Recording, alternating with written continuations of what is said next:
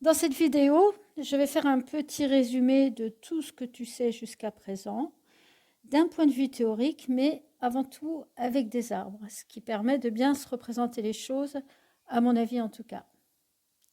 Alors, je me donne donc deux événements A et B, quelconques d'un univers oméga.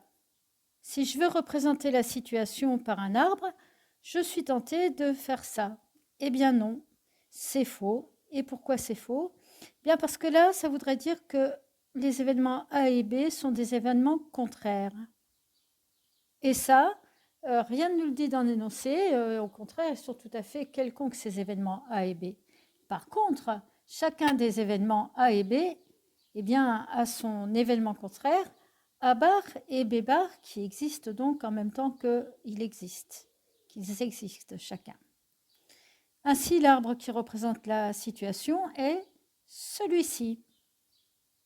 Celui-ci, si j'ai décidé de commencer par les événements A et A bar, mais rien ne m'empêche de commencer par B et B bar. J'ai donc ces deux arbres qui sont possibles dans la situation théorique de départ.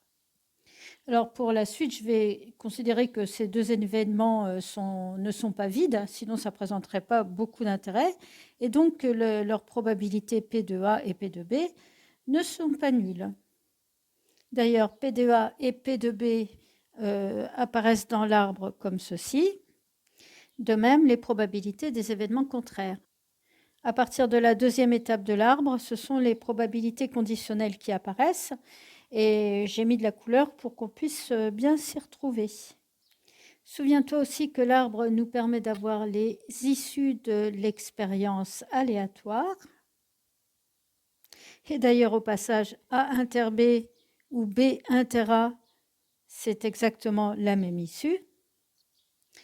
Et j'en calcule la probabilité en multipliant les probabilités rencontrées sur les branches. Voilà.